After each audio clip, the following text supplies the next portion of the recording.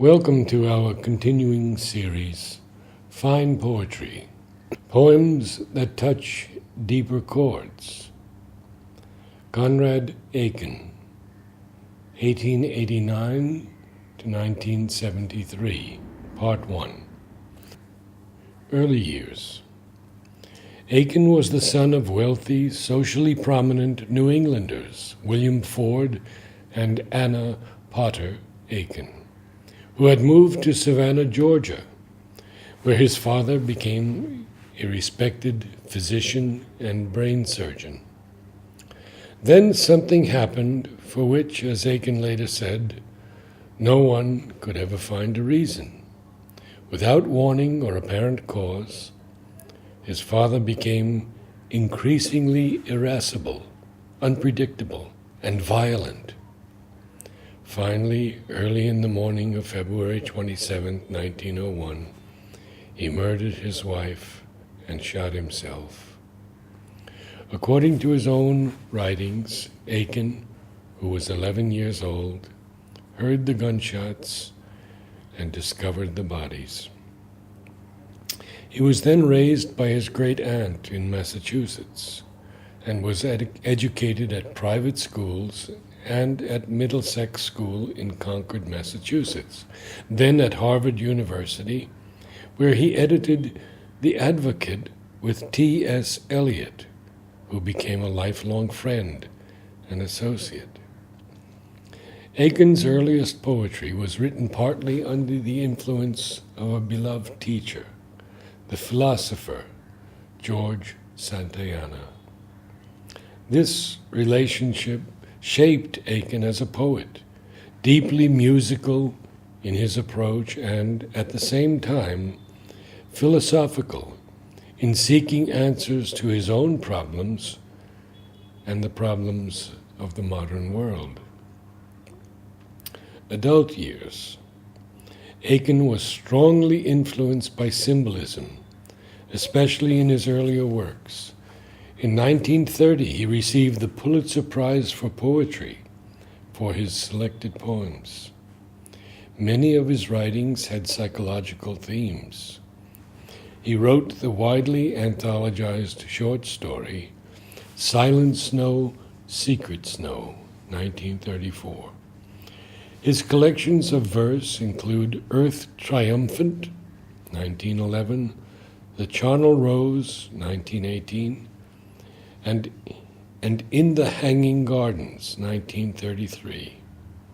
His poem, Music I Heard, has been set to music by a number of composers, including Leonard Bernstein and Henry Cowell.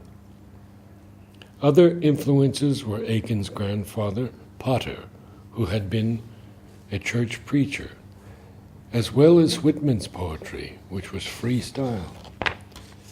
This helped Aiken shape his poetry more freely, while his recognition of a god grounded his more visually rich explorations into the universe. Some of his best-known poetry, such as Morning Song of Cynllun, uses these influences to great effect. Aiken wrote or edited more than 51 books, the first of which was published in 1914, 2 years after his graduation from Harvard. Aiken struggled with fears of insanity, and his poetry is often fraught with dark and despondency. But I have selected these poems in which light glimmers and often illumines his work. Music I Heard. Music I heard with you was more than music, and bread I broke with you was more than bread. Now that I am without you, all is desolate. All that was once so beautiful is dead. Your hands once touched this table and this silver, and I have seen your fingers hold this glass. These things do not remember you, beloved, and yet your touch upon them will not pass.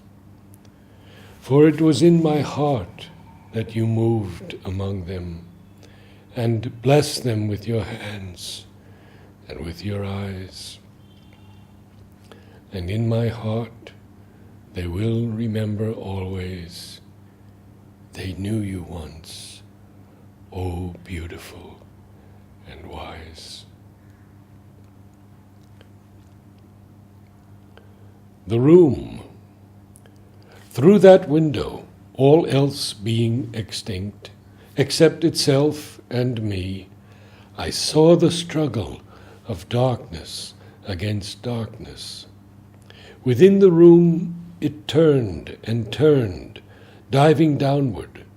Then I saw how order might, if chaos wished, become, and saw the darkness crush upon itself, contracting powerfully.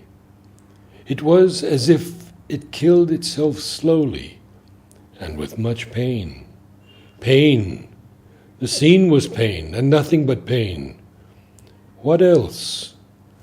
When chaos draws all forces inward to shape a single leaf. For the leaf came alone and shining in the empty room. After a while, the twig shot downward from it, and from the twig a bough, and then the trunk, massive and coarse, and last the one black root.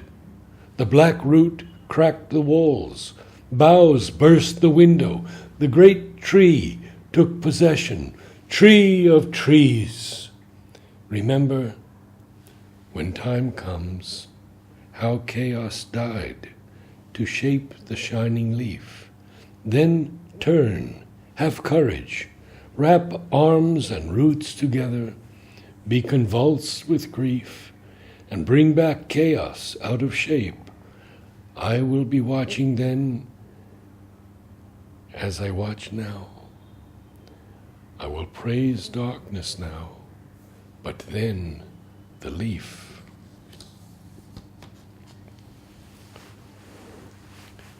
Morning Song of Cynllun. It is morning, Cynllun says, and in the morning, when the light drips through the shutters like the dew, I arise, I face the sunrise, and do the things my fathers learned to do. Stars in the purple dusk above the rooftops, pale in a saffron mist, and seem to die.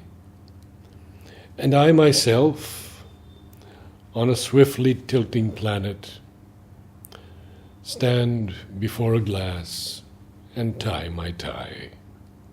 Vine leaves tap my window, dewdrops sing to the garden stones, the robin chips in the chinaberry tree, repeating 3 clear tones. It is morning. I stand by the mirror and tie my tie once more, while waves far off in a pale rose twilight crash on a white sand shore. I stand by a mirror and comb my hair. How small and white my face. The green earth tilts through a sphere of air and bathes in a flame of space. There are houses hanging above the stars, and stars hung under a sea, and a sun far off in a shell of silence dapples my walls for me. It is morning, Cynllun says, and in the morning should I not pause in the light to remember God? Upright and firm, I stand on a star unstable. He is immense and lonely as a cloud. I will dedicate this moment before my mirror to him alone, and for him I will comb my hair. Accept these humble offerings, cloud of silence. I will think of you as I descend the stair. Vine leaves tap my window. The snail track shines on the stones. Dewdrops flash from the chinaberry tree, repeating 2 clear tones. It is morning. I awake from a bed of silence. Shining, I shall rise from the starless waters of sleep. The walls are about me still as in the evening. I am the same, and the same name still I keep. The earth revolves with me, yet makes no motion. The stars pale silently in a coral sky. In a whistling void, I stand before my mirror. Unconcerned, I tie my tie.